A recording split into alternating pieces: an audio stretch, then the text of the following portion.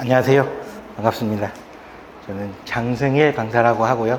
제 간단한 양력입니다. 저는 올해로 18년 차 강의 됐고요. 재작년까지는 마지막에 대치에 있는 학원에서 한 12년 정도 한 학원에서 근무를 하다가 요번에 저희 메이저 학원에 올해부터 강의를 시작했습니다. 오늘 제가 말씀드릴 주제는 이제 여름방학 잘 지내기인데요. 제가 설명회를 준비할 때 보통 대치의 웬만한 학원 설명회를 저는 다 들어보거든요. 요즘은 이제 유튜브에 많이 올라오니까요. 그래서 들어보고 나서 비슷비슷하게 하는 이야기들은 사실 저는 잘 안 하고요. 왜냐하면 충분히 다 어디서든지 들으실 수 있는 내용을 굳이 또 제가 말씀드릴 필요는 없기 때문에 제가 따로 전달해 드릴 수 있는 이야기가 있을 경우에 그럴 때 이제 저는 이제 보통 설명회를 진행을 하는데, 여름방학 이야기는 사실 제가 따로 드릴 말씀이 그렇게 많이 없기는 합니다. 이미 대부분 부모님들도 잘 알고 계시고 어떻게 방학을 지내야 되는지 이론적으로 다 알고 계시기 때문에 특별한 이야기는 없는데, 그래도 그 안에서 이제 또 저만 드릴 수 있는 이야기를 한번 찾아서 진행을 해 보겠습니다.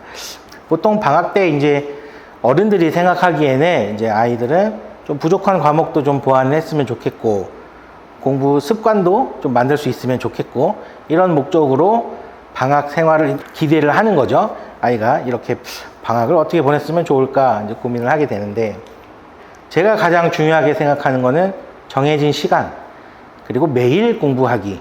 방학 때는 뭘 공부해도 상관이 없고, 무슨 과목이든 또는 어떤 내용이든 그거는 상관없고 본인한테 필요한 걸 하되 시간을 정해놓고 매일 공부를 하는 것이 좋겠다.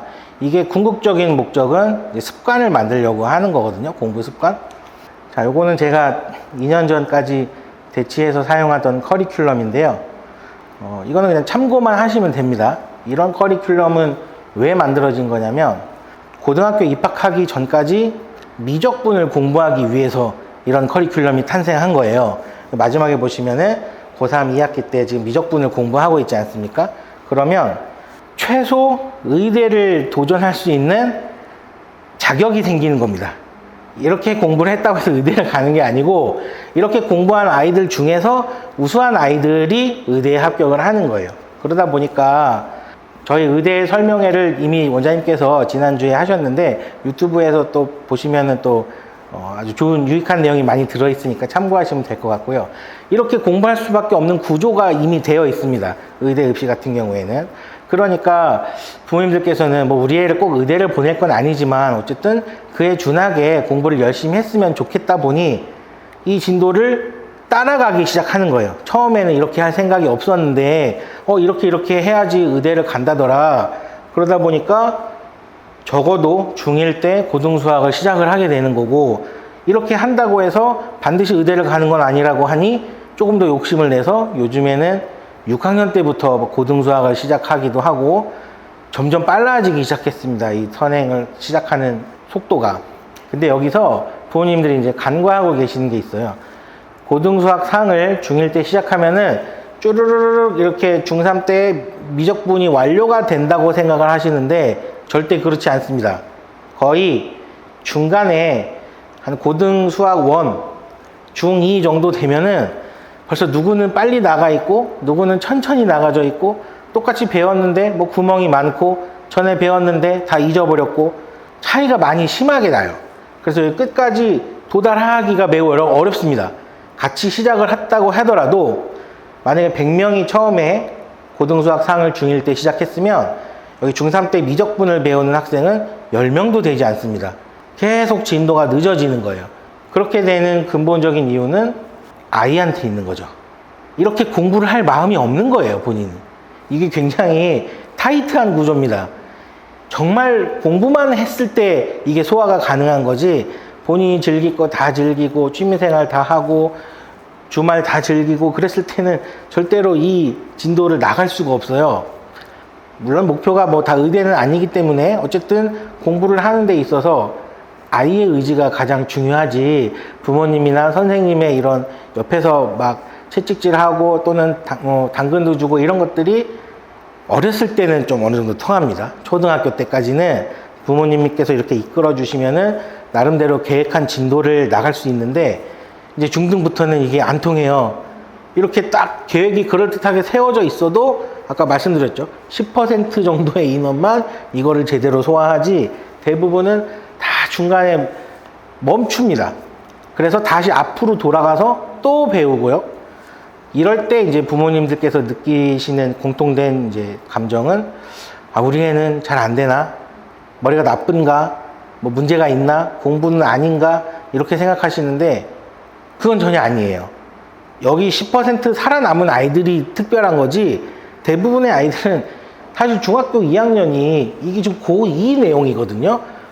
고2를 소화할 수 있을 리가 없습니다. 중2면은 중2도 완벽히 잘하기가 어려운데 어떻게 고2를 할 수 있겠어요. 그러니까는 중2도 잘할 때 그 다음에 중3을 한번 도전해 보는 거고 중3도 좀 잘 되니까 고등도 도전해 보고 이렇게 한 단계 한 단계 나아가는 거지 처음부터 결과를 정해놓고 야 몇 학년 때 이걸 해야 돼 몇 학년 때 최소 이건 해야 돼 물론 기준은 조금씩 차이가 날 수 있겠지만 이걸 정해놓고 답을 정해놓고 야 이때까지 이걸 공부하자 이런 거는 아이들한테는 통하지 않는다는 거죠.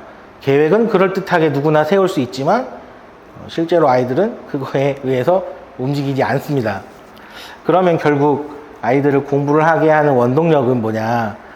공부를 하고 싶어하는 마음을 갖게 해줘야 되는데 그건 어렵잖아요. 어른들도 공부하는 마음을 갖기가 쉽지 않은데 그래서 차선책이 공부하는 습관을 만들어주면 됩니다. 그냥 자동으로 일어나면은 그냥 공부하는 게 몸에 배어있게 이게 한 2달 정도 걸립니다. 습관을 만드는 데까지.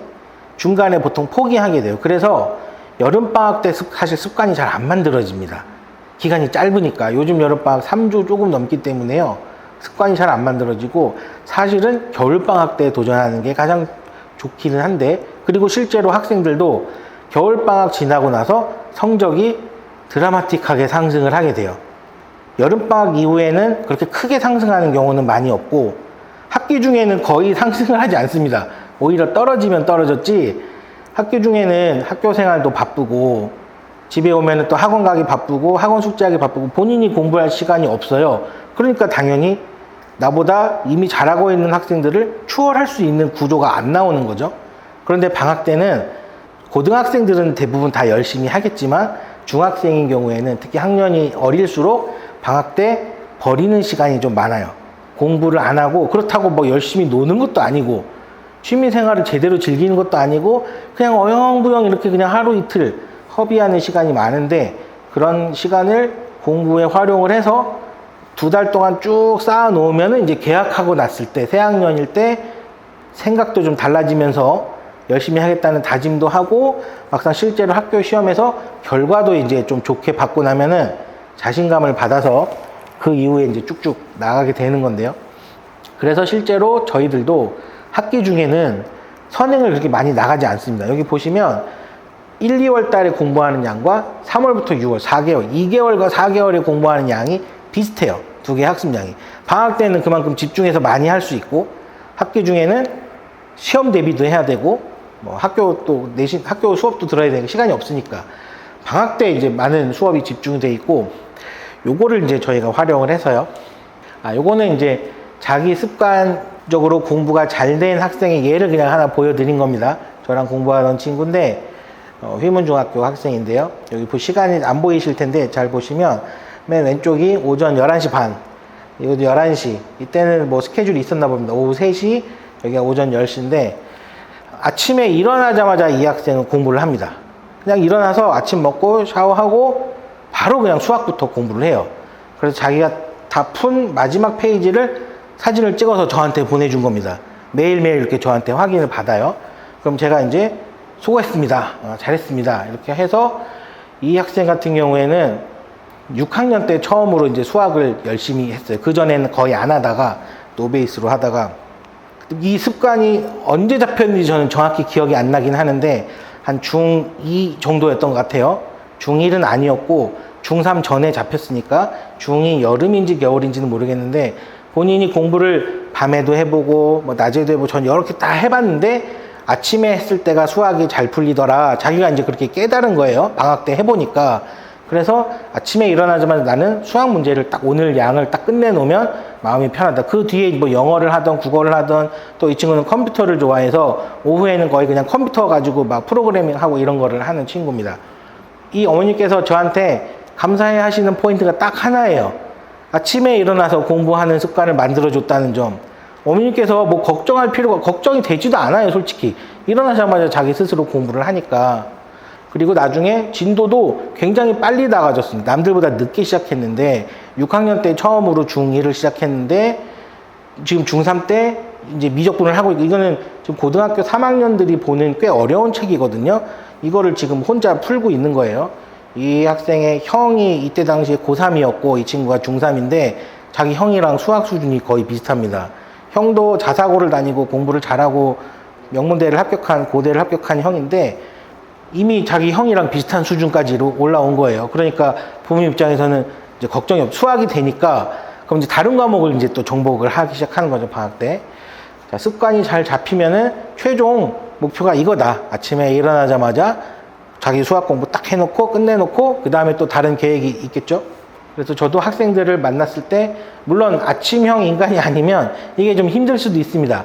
그런 친구는 저녁에 해도 괜찮은데 중요한 거는 항상 지금 보면 비슷한 시간에 탁 끝내놓고 다음 계획을 진행한다는 거죠. 자, 실제로 이제 학생들이 평소에 이제 어떻게 공부를 하는지를 확인을 해볼게요. 학기 중에는 학교에서 이제 5교시, 6교시, 7교시 하니까 학교에 머무는 시간이 길고요. 학원은 뭐 3시간에서 5시간 정도 학원 한번 갔다 오고 집에 와서는 사실 거의 공부를 안 하긴 합니다. 학원 숙제하는 정도지 혼자서 공부를 하진 않는데 방학에는 일단 학교를 가지 않으니까 학원 뭐 특강 하나 추가하거나 아니면 시간이 좀 늘어나거나 해서 한두 시간 늘어날 수는 있고요. 그렇다고 해서 집에서 혼자 공부하는 시간이 늘거나 하지는 않습니다. 또 아이들은 대부분. 그러니까 절대적인 학습량만 보면은 갑자기 절반으로 줄어든 거예요, 방학 중에. 근데 실제로는 어떤지를 말씀을 드려보면요. 학교에서 공부를 잘 하지 않습니다. 아이들이 생각보다 수업을 열심히 듣지 않아요. 그리고 대부분 학원 수업에 의존해서 자기 실력을 학원에서 쌓고 그걸로 시험을 보기 때문에 학원을 다니는 과목은 그래도 좀 점수가 나오는 편이고 혼자 공부하는 과목은 어떻게 공부하는지도 잘 모르고 사실은 학교 선생님이 시험을 내는 분이시기 때문에 출제하시니까 학교 수업만 잘 들으면 공부를 잘할 수 있거든요. 시험을 잘 받을 수 있는데 대부분의 학생들이 이 중요한 포인트를 놓쳐요. 사실 학원도 안 다니고 집에서 많은 공부를 하지 않아도 저 학교에서만 잘 보내도 학교 시험은 충분히 잘 볼 수 있거든요. 근데 대부분의 아이들이 이거를 안 한단 말이죠. 그리고 나서 방학 때 뭘 좀 해보려고 하면은 어차피 학교에서도 공부를 하는 습관이 없었는데 집에서라고 그게 갑자기 될 리가 없습니다. 분위기가 잡히지 않으니까. 특히 학교에서는 수업도 열심히 들어야 되지만 수업과 그 수업 사이에 쉬는 시간, 요 시간을 잘 활용해서 쪼개가지고 공부를 하는 게 필요한데 그런 걸 아예 해보지 않은 학생들은 혼자서 방학 때 계획을 세우지도 않고 실천도 잘 안 된다는 거죠. 그래서 저희 학원에서는 시간을 늘려버립니다. 저희가. 그리고 가능하면은 아침 일찍 부르죠. 저희 시간이 방학 때 9시부터 시작이거든요, 수업이. 그래서 5시간 수업이니까 2시에 끝이 나게 되는데 거기서 집에 보내면 집에서 공부를 하면은 좋겠는데 안 할 가능성이 높잖아요. 그래서 학원에 이 테스트실 이 공간에 학생 개개인 자리를 정해주면 여기서 그냥 숙제를 또 하거나 아니면 본인이 필요한 또 공부를 하거나 그래서 아침 9시에 왔는데 오후 막 5시, 6시까지 남겨서 심지어 학원 오는 날은 주 2회, 3회인데 학원 수업이 없는 날에도 그냥 와서 편하게 와서 자기 자리 정해져 있으니까 그 자리에서 공부하다가 본인의 다른 스케줄이 있으면 또 다른 학원을 간다든지 뭐 식사를 하러 간다든지 이렇게 약간 저희 학원의 요 자습실을 방학 때 베이스 캠프처럼 이용을 해서 그냥 계속 여기에 머무르면서 공부를 하다가 중간중간에 다른 걸 하러 가는 거죠. 이렇게 하는 궁극적인 목표는 매일 똑같은 시간에 공부를 하는 습관을 만들려고. 이게 그냥 한두 시간 해가지고는 잘 습관이 안 만들어지고요. 최소 길게. 그리고 학교를 가지 않는 이 텅텅 빈 이 시간을 방학 때도 알차게 보내기 위해서 저희가 이제 아침부터 진행을 하는 거죠. 물론 아침형 인간이 아닌 학생들, 아침에 일어나는 걸 좀 힘들어하는 학생들은 한 11시 뭐 요즘에 부르기도 합니다. 그리고 그 뒤로 이제 이어서 하면 되니까 개인 차이가 있을 수는 있는데 방학 때 어쨌든 긴 시간을 공부를 해서 습관을 만들어줘야 그래야지 그 아이가 나중에 학교 생활도 또 이어서 충실히 열심히 하게 되고 일단 시험 점수는 한번 잘 나오기 시작하면은 본인들이 이제 욕심이 생기기 때문에 하지 말라고 해도 더 할 거예요. 근데 그 처음 한번 나오게 해주는 게 딱 필요한데 그거를 저희가 이제 그 역할을 맡아서 이제 해주는 거죠. 그래서 제가 가장 중요하게 생각하는 거는 매일 공부하는 습관 갖도록 도와주는 거고요. 문제풀이 설명이나 이런 것들은 누구나 다 해줄 수 있지만 습관을 만들어주는 거는 쉽지 않거든요. 한 2, 3주 하다가 포기하면 다시 처음부터 또 시작해야 돼요. 리셋입니다.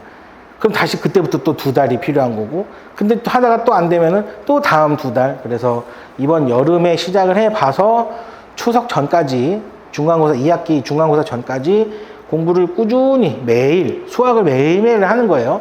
이게 습관이 되는지 안 되는지를 제가 관찰을 합니다. 이제 학생들을 보고 그래서 본인이 예전에 비해서 이제 좀 열심히 해야 되겠다는 마음이 딱 들었을 때 그때 일반적인 어른들은요, 특히 어머님들은 옆에서 많이 지켜보셨기 때문에 좀 저러다 말겠지. 그렇게 큰 기대를 안 하시는 경우가 좀 있어요. 근데 그러면 정말로 아이들은 그냥 하다가 맙니다. 그래서 또 속아보자라는 마음으로 이번에는 좀 다른가 싶은 마음으로 아이가 뭔가 변화하려고 할 때 그때 바로 딱 칭찬을 같이 해줘야 됩니다. 평소에 막 남발하는 칭찬은 의미가 없고 이제 아이들이 다 컸기 때문에 이게 진짜로 하는 얘기인지 그냥 기분 좋으라고 하는 얘기인지 다 알아요. 아이들도. 그래서 본인이 뭔가 마음을 먹었을 때 그래 이제 해보자 하고 믿어주면서 같이 응원을 해주시면은 그때 아이들이 좀 폭발력이 생기고요. 그리고 이런 아이와 이제 교감이 어느 정도 되어야지만이 이런 게 갈 수 있기 때문에 평소에도 좀 대화를 자주 해주시고 공감을 많이 해주시면은 아이가 본인 이야기를 사실대로 이야기를 하니까 어떤 편이신가요? 보통 자녀분하고 대화가 잘 솔직하게 다 이야기하나요? 그러면은 뭐 충분히 이런 변화를 기대하실 수 있으니까. 그리고 가장 중요한 게 좀 마지막 4번째인데요. 요거는 제가 저랑 공부하던 이제 졸업생들, 이제 막 대학교 가고 뭐 군대도 가고 뭐 결혼도 한 친구도 있습니다. 이미. 그런 학생들이 이제 가끔 찾아와서 물어보면 선생님하고 공부했을 때 뭐가 제일 좋았냐라고 이제 저도 참고를 해서 계속 변화를 해야 되니까 그럼 아이들이 하는 이야기가 계속 믿어줬다는 거예요. 자기를. 나는 지금 성적이 그렇게 좋지 않고 나는 그리고 지금 열심히 하지도 않고 있고 그리고 잘할 자신도 없는데 근데 선생님은 계속 옆에서 야, 너 정도면 충분히 할 수 있지. 이거는 너면은 다른 사람은 모르겠지만 너라면은 이거는 할 수 있다. 사실 저도 속으로는 100% 믿지는 않았거든요. 근데 겉으로는 정말 믿는 척. 근데 진짜로 믿기도 해요. 왜 제가 이게 바뀌었냐면 제가 얘는 안 될 것 같은데 라고 생각했던 애가 이렇게 좀 믿어주는 이런 퍼포먼스를 좀 했더니 정말로 해냈어요. 그 아이가. 그래서 저는 5%라도 1%라도 가능성이 있다면은 저는 무조건 믿어주는 쪽으로 가자는 주의입니다. 예를 들어서 어떤 학생이 현재 성적을 놓고 봤을 때 뭐 서울대를 갈 확률이 만약에 60%예요. 그러면 그 학생은 서울대를 갈까요? 못 갈까요? 이건 60%는 아무 의미가 없는 거예요. 그 학생이 서울대를 가면은 100%인 거고 못 가면 그냥 0%입니다. 그러니까 이 학생의 가능성이 지금 1%냐 99%냐 이런 건 중요한 게 아니에요. 나중에 어떻게 될지 모르고 확률은 이렇게 사용하는 게 아니잖아요. 아주 넓은 범위에서 쓰는 거지. 그냥 나한테만 적용하면은 100% 아니면 그냥 0%인 겁니다. 그래서 조금이라도 가능성이 있는 아이들 저는 끝까지 포기하지 않고 믿어주는 이 길을 선택을 했고요. 그게 아이들은 되게 고마웠다고 하더라고요. 왜냐하면 다른 사람들은 안 믿어주니까. 심지어 부모님들도 너가 무슨 뭐 의대를 가겠냐, 그렇게 해가지고 가겠냐, 의대가 뭐 누구네 집 애 이름이냐, 이렇게 부모님도 이렇게 말할 정도로. 왜냐하면 너무 뻔히 보이니까 이렇게 공부해서는 안 된다는 걸 아니까. 그런데 옆에서 믿어주는 사람이 있으면은 아이는 우리가 생각하는 것보다 굉장히 빠른 속도로 크게 성장을 합니다.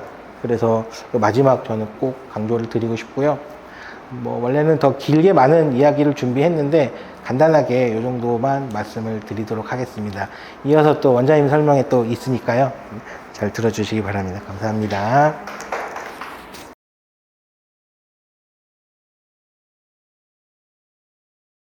한번 다시 인사드릴게요. 네, 저는 반포 메이저 수학학원 원장 김용호입니다. 그래서 오늘 제가 이제 여름방학 기적에 대해서 좀 설명을 하려고 해요. 그냥 제가 이런 사람이다 라고 소개를 하면 그냥 간단하게 고려대 수학과 졸업해서 졸업하자마자 계속 학생들 계속 쭈르륵 지금 올해 한 15년, 16년째 가르치고 있습니다. 그래서 지금까지 했던 설명에도 그냥 한번 나열을 해본 거고요. 본격적으로 이제 기적이라는 제가 단어를 좀 썼는데 기적의 뜻이 뭘까라고 저는 되게 생각을 좀 많이 해봤거든요. 제가 수학을 전공을 하다 보니까 수학은 정의라는 게 되게 중요해요. 그래서 항상 어떤 걸 처음 접할 때 얘의 뜻이 뭘까, 얘는 정의가 뭘까 이런 걸 좀 많이 보는데, 그래서 기적도 좀 찾아보면 사전에는 상식적으로 생각할 수 없는 기이한 일이라는 걸 기적이라고 적혀져 있더라고요. 그럼 우리가 이제 공부에 있어서 기적은 사실 이제 점수랑 좀 더 연관이 되다 보니 수학 점수가 몇 점 정도 오르면 기적이라고 좀 생각을 하시나요? 한번 잠깐 생각을 한번 해볼까요? 한번 제가 사례를 좀 보여드릴게요. 제가 가르쳤던 중학교 2학년 학생인데 1학기 중간고사가 50점이었어요. 그 다음에 1학기 기말고사가 35점이었습니다. 딱 이 시기 때 어머님이 충격받고 학원을 옮기셔서 저희 학원에 왔어요. 그래서 이렇게 보고 나서 2학기 중간고사 때 86점을 받았거든요. 그럼 점수로 보면 한 51점 정도가 오른 거죠. 물론 중학교 시험이긴 하지만 많이 올랐죠.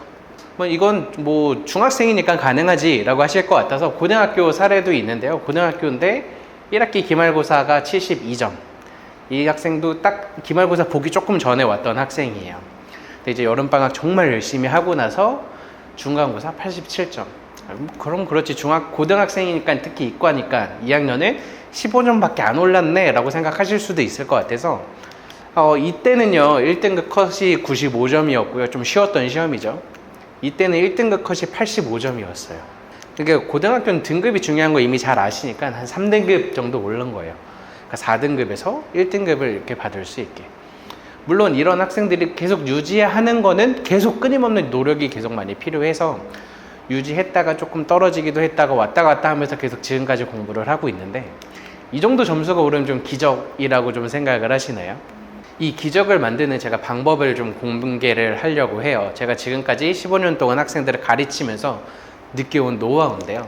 공부라는 걸 보면 되게 참 쉽지 않아요. 어려워요.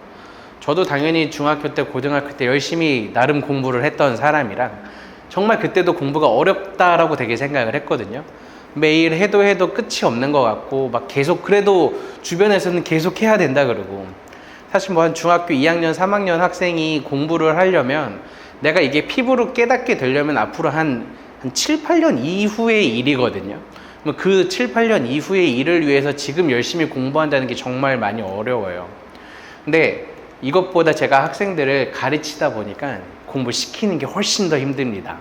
그리고 어머님 정말 많이 공감하실 것 같아요.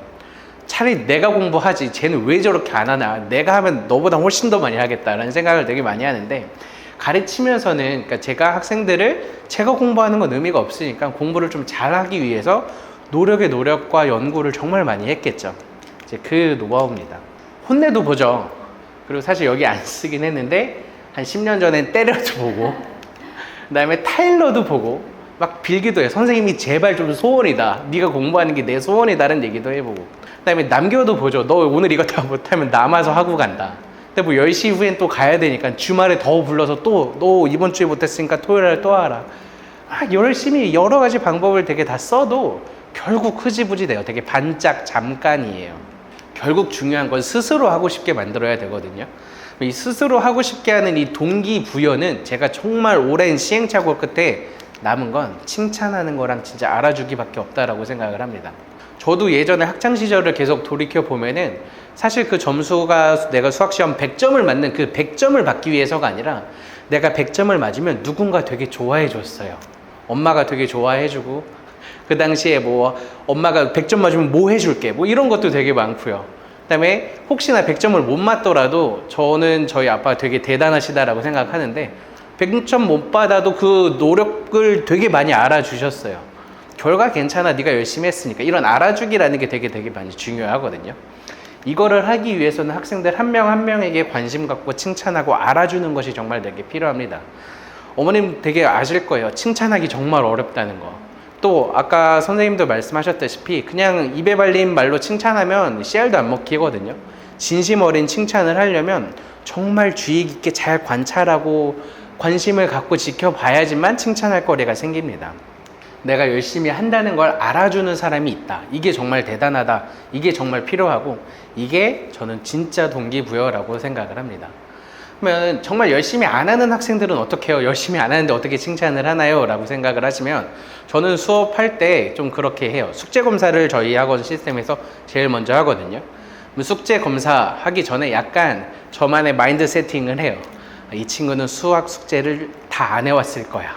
이런 마인드 세팅을 하고 숙제를 보면 조금이라도 해왔거나 아니면 내가 기대했던 것보다 조금 더 했거나 아니면 문제를 좀 열심히 푼 흔적이 보이면 그런 거를 되게 열심히 잘 꼼꼼히 찾아서 칭찬을 합니다.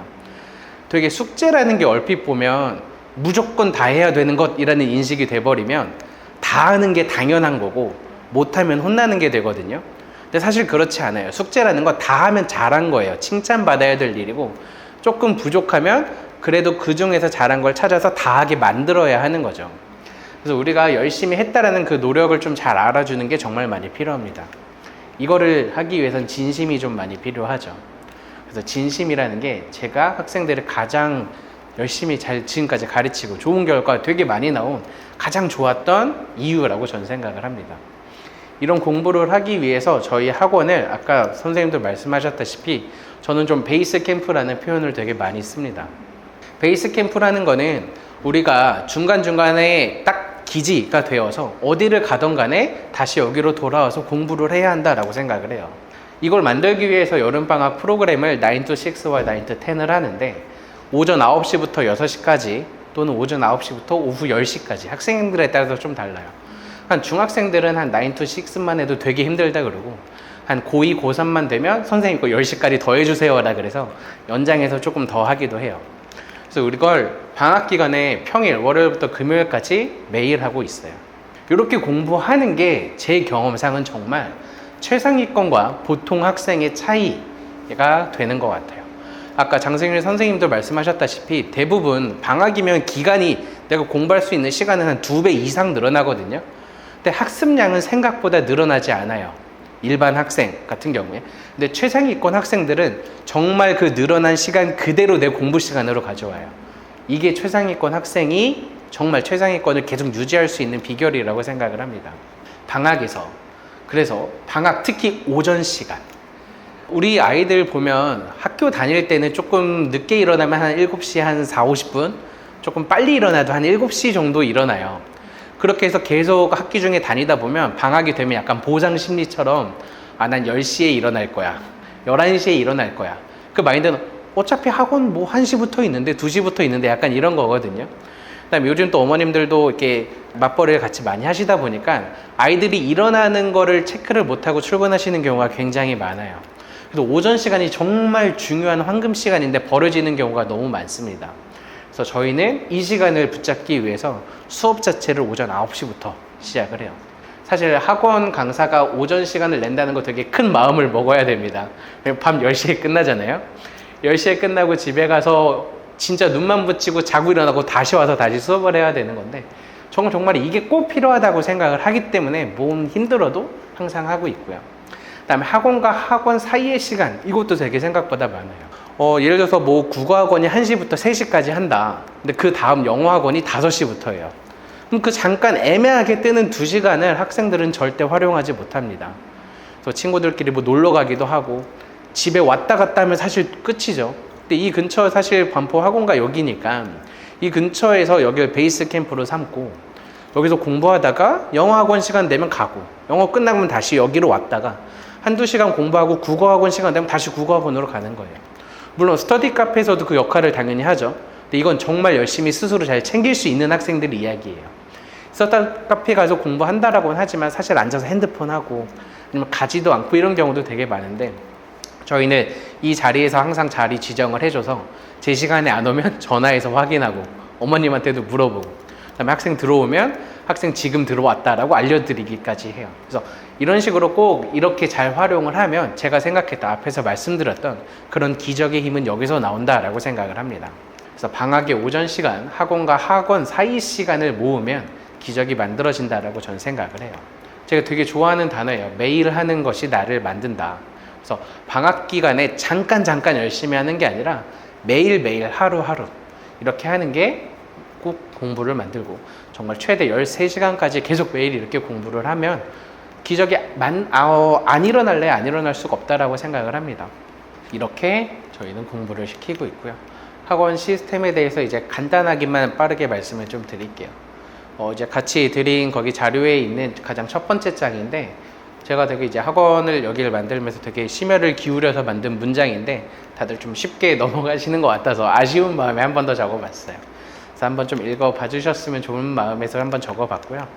저희 학원에 대해서는 저는 이제 딱 3가지 문장으로 말을 하고 있습니다. 학습량이 좀 많은 빡센 수학학원입니다. 그 다음에 두 번째는 테스트로 평가하고 체크를 항상 하고 있는 수학학원이고요. 그 다음에 세 번째는 1:1 개별 맞춤 수학학원입니다.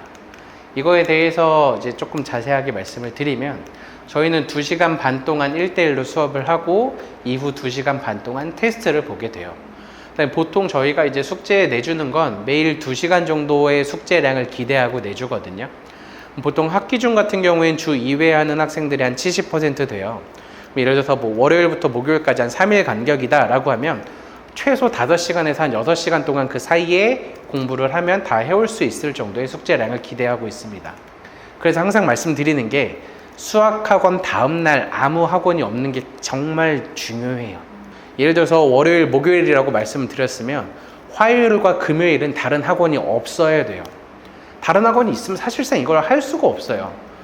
보통 웬만한 학생들 같은 경우에 주 1회 영어, 주 1회 국어를 하는 경우가 대부분이거든요. 수학에 2회를 한다 그러면 월목 수학이면 수요일날 영어 아니면 주말에 한 번 더 하던가 그 다음에 과학이나 국어도 주말을 이용해서 해야지 사실상 이런 스케줄이 가능합니다. 매일 학원을 보내면서 숙제를 다 하길 기대하는 건 사실상 현실적으로 시간이 안 돼요. 그래서 꼭 이런 식으로 숙제 시간이 좀 확보가 돼야 되고요. 최소 주 2회 수업, 아까 말씀드렸다시피 학기 중엔 한 주 2회 하는 학생들이 대부분이고 방학 중엔 주 3회, 4회까지 좀 횟수를 늘려서 방학 기간 동안 좀 집중적으로 하는 경우가 되게 많습니다. 그다음에 두 번째, 저희는 테스트로 평가하고 체크하는 학원인데 2시간 반 동안 테스트를 보는 건 단원, 난이도를 세분화를 다 저희가 미리 테스트를 좀 만들어 놨어요. 이렇게 테스트를 만들어 놓은 거를 어떤 걸 보느냐, 숙제 해온 단원을 보는 게 가장 기본입니다.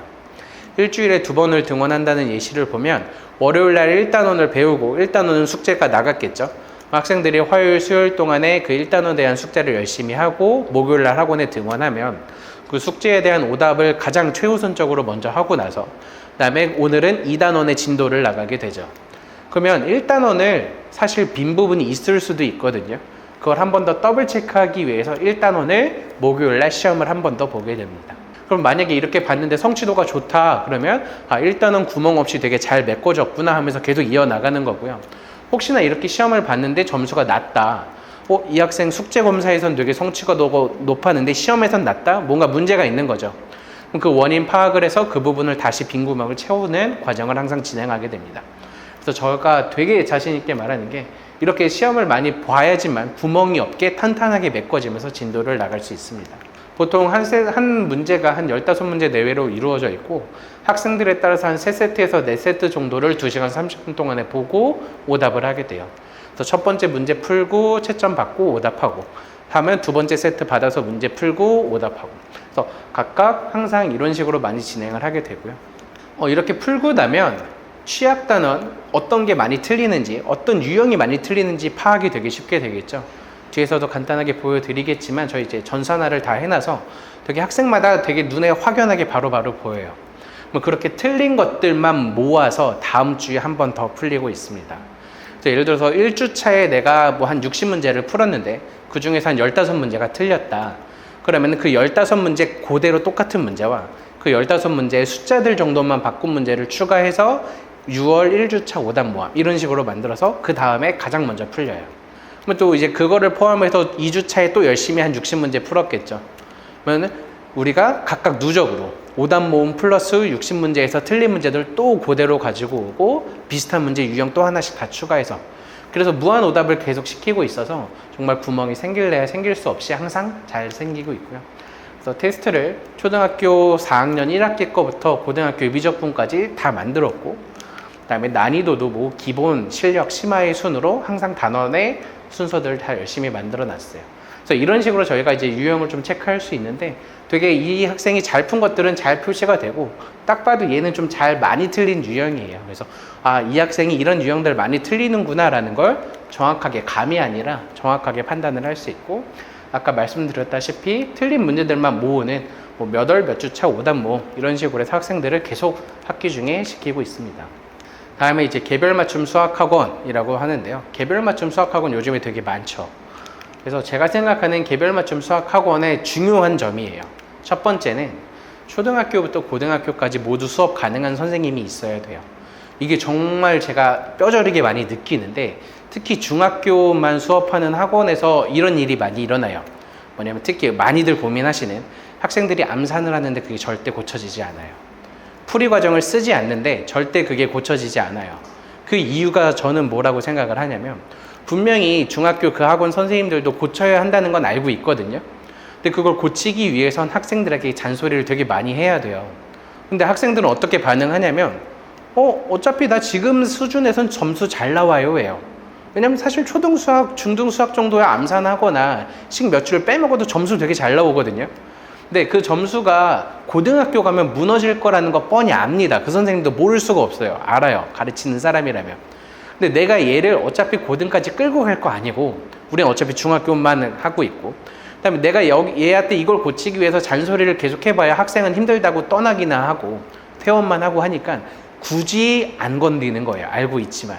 그리고 두 번째는 이 중학교 때 내가 가르친 내용이 고등학교에서 어떻게 활용되는지를 연계가 좀 많이 부족한 경우도 되게 많습니다. 그래서 제가 예전에는 고등만 되게 중점적으로 많이 가르쳤었는데 저도 그렇게 느꼈거든요. 중학교 때에서 왜 이걸 모르고 오지라는 생각을 되게 많이 해요.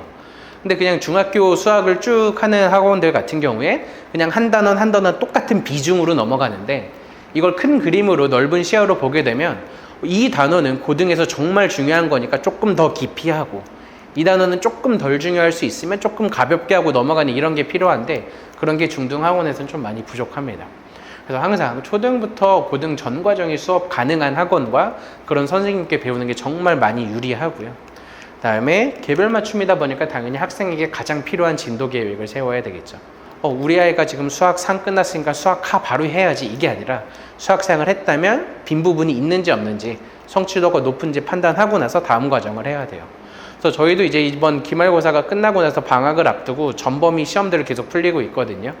그래서 어떤 학생들 같은 경우에 수학 1까지 진도가 다 나갔다.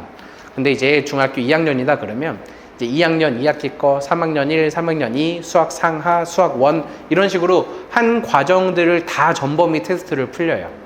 그래서 이 부분이 비었네 라 그러면 그 부분을 좀 더 우선적으로 채우고 빈 부분이 좀 잘 없고 잘 기억한다 그러면 이제 그 다음 과정을 좀 더 생각을 할 수 있게 이런 식으로 학생에게 무조건 필요한 진도 계획을 세워야 되고 그 계획을 세우는 데 있어서 개별 솔루션과 진도 커리큘럼 학생마다 다 다르게 적용을 하고 있습니다. 이렇게 담임 선생님 제도가 되면 멘토-멘티 관계처럼 동기부여가 되게 잘 돼요. 이게 정말 큰 엄청 장점이라고 생각을 하고 있어요.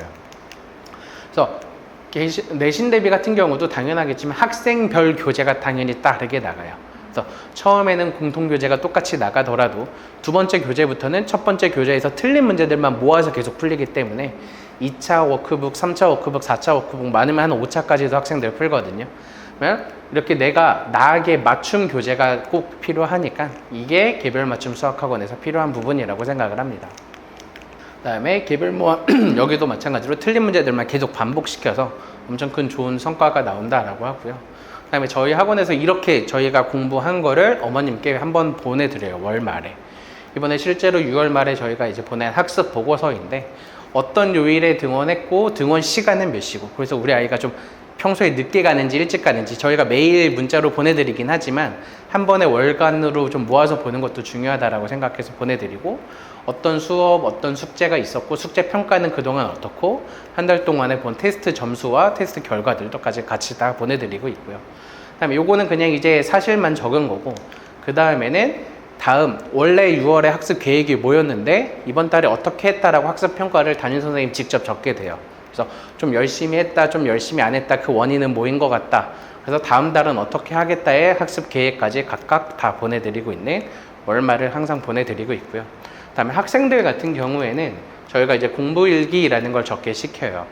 수업이 이렇게 5시간이 다 끝나고 나면 집에 가기 전에 꼭 적게 하는데 오늘 배운 걸 한 번 더 정리해보는 시간입니다. 이걸 하고 나서 학생들의 그 성취도가 되게 개념의 성취도가 엄청 높아졌어요. 전에는 그냥 설명만 해주고 노트에만 개념 정리하고 문제 풀고 귀가했거든요. 근데 요거 집 가기 전에 한 번 더 적어봐 라고 하면서 책 덮고 적게 되면 오늘 배운 거 자연스럽게 복습이 한 번 더 되고 내가 이걸 까먹었네 라고 본인이 느끼면 그때 책을 한 번 더 보면 그때의 기억은 좀 더 오래 갑니다. 그래서 공부일기라는 걸 항상 적고 이것도 당연하겠지만 어머님한테 같이 이런 공부를 했고 학생이 오늘 이렇게 느꼈다라는 거 보내드리고 하루하루 같은 경우는 저렇게 카톡으로 항상 다 보내드리고 있고요. 그다음에 담임 선생님 코멘트 오늘 수업이 좀 어땠다. 그래서 좀 학생이 좀 많이 힘들어 보이는 것 같다. 좀 무슨 문제가 있는지 한번 물어보기도 하고 너무 졸려한다. 그러면 조금 일찍 오늘은 너무 늦지 않게 좀 재워주시면 좋겠다. 이런 식으로 항상 이야기를 하고 있습니다. 저희 학원의 시스템은 좀 이렇게 되어 있다는 거 말씀을 드리고 여름방학 관련해서는 여름방학은 7월 19일부터 저희가 이제 오전 9시 수업이 시작을 하고요. 혹시나 방학이 조금 늦은 경우에는 뭐 하루 이틀 정도는 그냥 오후 수업 하다가 이어서 이제 방학식 다음 날부터 오전 수업으로 바꾸는 게 가능하고 8월 11일까지 수업을 하고 있습니다. 그다음에 이후에 좀 휴가 방학 기간을 갖고 나서 8월 17일부터 2학기 수업이 다시 시작이 되고 있어요. 그래서 저희 방학 시간표 같은 경우는 1부, 2부, 3부 가장 크게 이렇게 세 가지로 나누어져 있는데 1부는 9시부터 11시 30분까지 수업이고 2부는 11시 30분부터 2시까지 수업 그 다음에 3부는 2시 30분부터 5시까지 수업입니다. 그래서 수업 2시간 30분을 기준으로 1부, 2부, 3부로 나누어진다라고 보시면 돼요. 그래서 9시부터 수업하는 반, 11시 반부터 수업하는 반, 2시 반부터 수업하는 반이 정해져 있고요. 그 다음에 이후에 2시간 30분 테스트 같은 경우에는 수업 전과 후를 선택할 수 있습니다. 그래서 예를 들어서 1부 같은 경우는 9시부터 시작이니까 무조건 이후에 시험을 볼 거고 2부 같은 경우에는 수업 먼저 하고 시험을 봐도 되고 아니면 이제 9시에 등원해서 시험 먼저 본 후에 수업을 해도 됩니다. 그 다음에 3부도 2시 30분부터 수업을 하는데 이전에 시험을 보고 나서 수업을 해도 되고 수업을 하고 나서 시험을 봐도 됩니다. 그래서 이런 식으로 방학 시간표가 구성이 되어 있고 저도 딱 이렇게 3부까지 끝나고 나면 이렇게 5시에 끝나고 나면 저도 이제 여기 테스트실 같이 와서 9 to 6, 9 to 10 하는 학생들 질문도 받아주고 상담도 하고 동기부여도 하고 있어요. 이렇게 저희 학원의 시간은 정해져 있고요. 지금 이렇게 쭉 되는데 지금 현재 실력이 어느 정도 되는지 객관적으로 좀 수학 실력이 궁금해 하실 것 같아서 요 객관적인 실력을 보기 위해선 학원 입학 테스트들이 되게 좋거든요. 근데 저도 이 근처 학원 입학 테스트 문제들 많이 봤는데 되게 어려워요. 굉장히 많이 어려운데 잘 아시겠지만 겁주기 위해서가 되게 많습니다. 우리 아이 수학 상했는데 여기 수학 실력 뭐 테스트를 봤는데 20점. 이러면 당연히 지금까지 우리 애 뭐 했지 하면서 옮기고 싶은 마음이 되게 많거든요. 근데 저는 그게 너무 싫었어요. 학원을 만들면서. 물론 학원에 좀 유치해야 되는 것도 중요하지만 우린 정말 학생을 위해서 테스트를 만들어야 된다고 생각을 해요. 개별 맞춤 수업이니까 이 학생의 정확한 실력을 저희가 판단을 하려면 너무 어려워서는 당연히 안 돼요. 적당한 쉬운 난이도부터 어려운 난이도까지 스펙트럼이 좀 다양하게 있어야 되는데 저희 학원 테스트는 다 정말 그렇게 만들었어요. 그래서 실제로 평균적으로 한 60점에서 70점 정도가 나오고 잘하는 학생들 같은 경우에는 한 85에서 95 점수가 나와요. 물론 저 100점이 한두 명 정도 있기는 했는데 거의 100점 맞는 경우는 많이 없어요. 그러니까 그렇게까지 쉽지도 않고요. 그렇게까지 어렵지도 않아요. 그래서 이런 난이도의 시험을 봐야지 정말 객관적인 수학 실력이라고 생각하고 이 학생이 개념이 좀 잘 되는데 기본에서 안 된다. 기본까지는 되는데 응용이 안 된다. 기본적인 응용은 되는데 이제 심화는 안 되고 또는 극심화는 여기서 막힌다. 이런 거에 정확한 상담과 컨설팅을 좀 해드릴 수 있을 거라고 생각합니다. 이게 궁금하시면 이제 같이 드린 자료에 입학 테스트 컨설팅 예약이 있는데 테스트 1시간 정도 걸리고요. 테스트 끝나고 나면 이제 학생과의 상담이 필요해요. 그래서 학생과의 상담이 한 10분에서 15분 정도 진행이 돼요. 그래서 이런 문제를 틀렸는데 아는데 틀린 건지 아니면 정말 몰랐는데 틀린 건지가 이제 파악이 되고, 예를 들어서 뭐 수학 상 시험을 봤는데 점수가 되게 낮다. 그러면은 그 시간에 상담을 하면서 3학년 1학기 내용도 많이 물어봅니다. 3학년 1학기 건 잘 아는데 수학상이 잘 안 됐는지, 아니면 수학상의 성적이 되게 높다. 예를 들어서 수학 1까지 했다고 했는데 수학 1도 그런 시간에 좀 물어봐서 수학상은 잘 됐고 수학 1도 잘 됐는지 등등 이렇게 좀 파악하는 용도로 사용을 하고 있어요. 이렇게 상담이 끝나고 나면 어머님 상담을 통해서 이런 식으로 지금 시기엔 이런 과정을 공부하는 게 제일 좋겠다라는 컨설팅 같이 해드리고 있고요. 그래서 여기 드린 입학 테스트 시청서를 작성해 주시면은 순차적으로 저희가 테스트 일정을 잡아드리고, 저희 입학 테스트 비용이 있기는 한데 이렇게 설명회를 보고 오시는 분들 같은 경우에는 무료로 해드리고 있습니다. 오늘 요거랑 제가 이제 정말 특별하게 하나 더 준비했는데, 오늘 설명회를 좀 참석하시거나 영상을 보고 연락을 주시는 분들께는 아까 저희가 말씀드린 9to6 프로그램을 선착순 10명에 한해서 무료로 해드리고 있어요. 보통 저희 학원에서도 원래 주 2회, 주 3회 이상 학습하는 학생들만 무료로 하는 프로그램인데, 이렇게 특별히 오늘 설명회 혜택으로 이렇게 준비했으니 아까 말했듯이 우리 학원을 여기를 베이스 캠프로 하면서 아침 시간, 그다음에 학원 사이사이의 시간을 꼼꼼하게 좀 잘 활용하셨으면 좋을 것 같습니다. 그래서 제가 항상 설명회 끝나고 하는 말인데, 열심히 공부하는 학생들 좀 안타까워 하시지 말고 응원과 칭찬으로 점점 더 열심히 하게 만들어 주셨으면 좋을 것 같습니다. 여기까지 오늘의 설명회였고, 이렇게 참석해 주셔서 감사합니다.